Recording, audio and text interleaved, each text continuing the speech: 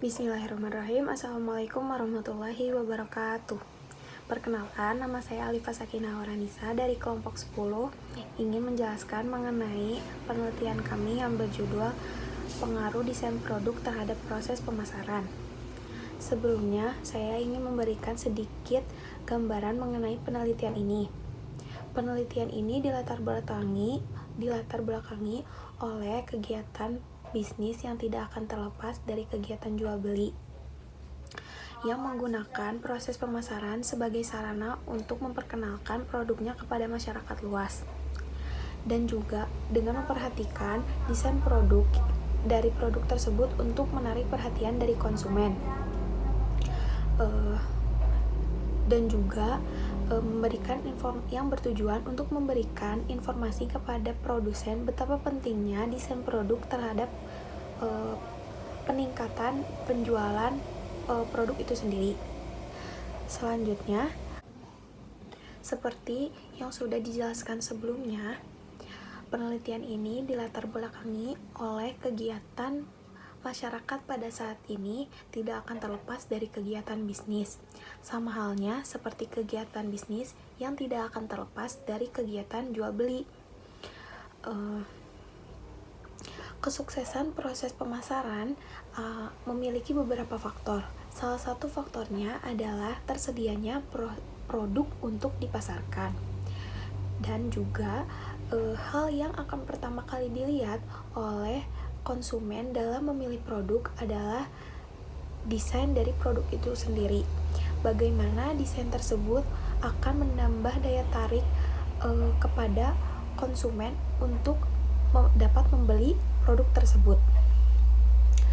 Dan agar penelitian ini tidak terlalu meluas, kami membatasi masalahnya berupa pengertian dari desain produk dan proses pemasaran.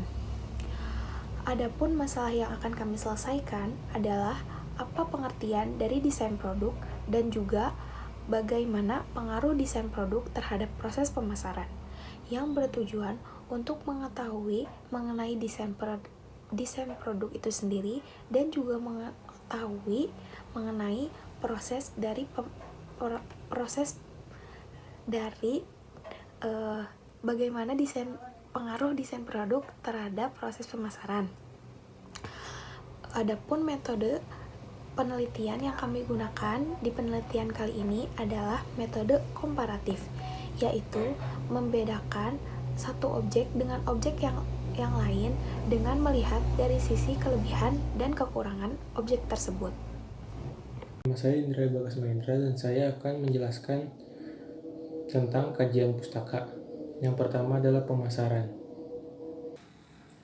Dalam perusahaan bisnis, pemasaran menghasilkan pendapatan yang dikelola orang-orang keuangan dan kemudian didayagunakan oleh orang-orang produksi untuk menciptakan produk atau jasa. Tantangan bagi pemasaran adalah menghasilkan pendapatan dengan memenuhi keinginan para konsumen pada tingkat laba tertentu tanpa melupakan tanggung jawab sosial.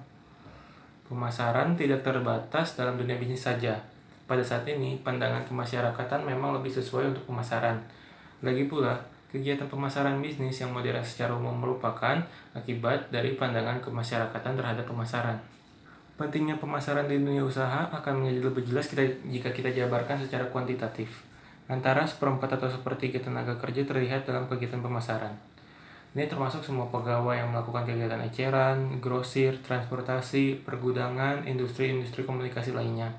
Juga termasuk di dalamnya orang-orang yang bekerja di departemen pemasaran perusahaan serta mereka yang terlibat dalam kegiatan pemasaran dari industri non-pemasaran, jasa, pertanian, dan pertambangan.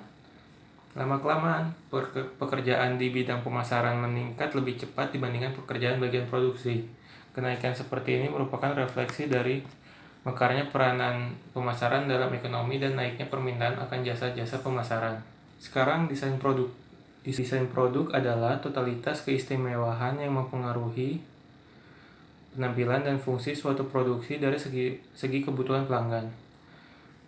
Dengan semakin ketatnya persaingan, desain akan menjadi salah satu cara yang paling ampuh untuk mendiferensiasikan dan memposisikan produk dan jasa perusahaan.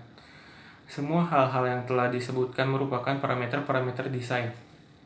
Semuanya menegaskan betapa sukarnya tugas mendesain produk dengan segala keterbatasannya. Seorang desainer harus memahami berapa yang harus diinvestasikan dalam pengembangan diri, kinerja, daya tahan, kemudahan perbaikan, model, dan sebagainya. Menurut Fandi Ciptono, perusahaan memiliki 3 pilihan strategi, yaitu yang pertama, produk standar, yang kedua, customized produk, yang ketiga, produk standar dengan modifikasi. Tujuan ketiga strategi tersebut adalah yang pertama, produk standar untuk meningkatkan skala ekonomis perusahaan melalui produksi massal. Yang kedua, customized produk untuk bersaing dengan produsen produksi massal melalui fleksibilitas desain produk. Yang ketiga, produk standar dengan modifikasi untuk mengkombinasikan manfaat dari dua strategi di atas. Terima kasih. Halo, nama saya Artanti Alma. Saya akan menjelaskan analisis desain produk terhadap manajemen pemasaran. Jadi, umumnya masyarakat itu kan kalau mau beli suatu barang, pasti yang dilihat pertama kali itu adalah packaging produknya. Bahkan banyak yang bilang mereka itu beli suatu barang karena desain produknya yang unik. Tapi kegunaan dari barang tersebut mereka gunain, jadi cuma pajangan aja.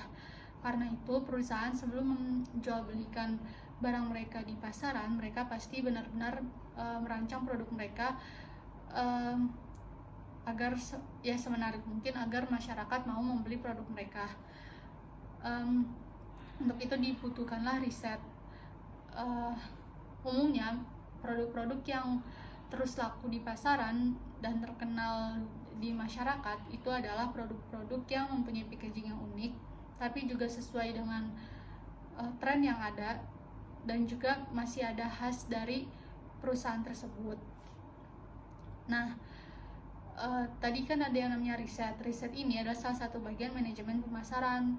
Manajemen pemasaran ini jadi tidak hanya bagaimana mereka mempromosikan suatu barang mereka, tapi juga bagaimana mereka harus melakukan riset terhadap produk yang akan mereka jual nanti.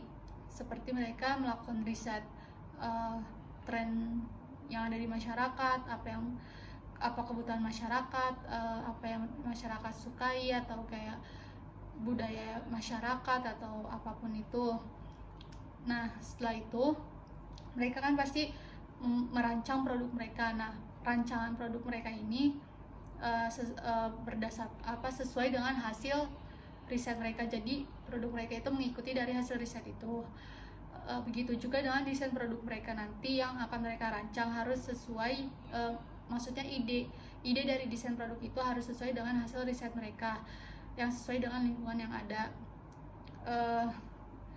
Setelah mereka menjual belikan produk mereka juga pastikan membutuhkan yang namanya promosi. Nah, tiap perusahaan itu mempunyai promosi yang berbeda. Mungkin ada yang melalui artis, atau ada yang melalui iklan dengan jingle yang unik, atau lain sebagainya. Contohnya kayak misalnya suatu perusahaan ini ingin menjual produk baru mereka. Setelah mereka kan melakukan riset ternyata yang masyarakat lagi suka itu yang berbau Korea, dan juga mereka juga suka yang namanya sambal matah. Jadi perusahaan ini memproduksi mie sambal matah. Nah, setelah melakukan produksi mie sambal matah, mereka kan pasti mengemas packaging mereka karena masyarakat juga lagi suka Korea. Jadi mungkin packagingnya diganti dari mie jadi ramen, atau kayak ada foto orang Korea atau lain sebagainya. Jadi mereka itu memproduksi barang itu dan merancang barangnya itu, idenya dari risetnya tersebut. Nah, riset ini kan bagian dari manajemen pemasaran. Jadi antara desain produk dan manajemen pemasaran itu saling berkaitan. Bila dilakukan dengan benar, maka perusahaan akan berhasil menjual produk mereka dan bahkan mungkin bisa bertahan lama dengan mengikuti perubahan lingkungan yang ada. Jadi perusahaan ini saat membuat desain produk tidak bisa hanya sesuai dengan minat perusahaan aja. Kayak misalnya menurut perusahaan ini bagus, tapi nggak sesuai dengan selera masyarakat dan mereka tidak melakukan riset. Nanti saat dijual belikan, yang ada masyarakat tidak ingin membeli produk mereka dan akhirnya kalah dari pesaing-pesaing yang lain. Tapi bila dilakukan dengan benar, dengan strategi yang tepat, mereka berhasil, walaupun ada pesaing-pesaing yang lain, tapi produk mereka juga tetap laris di pasaran dan produk mereka tetap diminati oleh masyarakat. Jadi itulah kenapa desain produk dan manajemen pemasaran saling berkaitan. Assalamualaikum warahmatullahi wabarakatuh. Saya M. Zamar Kasyifasya akan membacakan bagian penutup. Yang pertama ada simpulan. Desain produk merupakan sesuatu hal yang sangat penting karena secara langsung dapat berpengaruh dalam penjualan. Dengan desain produk yang unik dan kreatif, dapat menarik perhatian konsumen untuk membeli tersebut dan memiliki daya jual yang tinggi untuk bersaing di pasar yang kompetitif.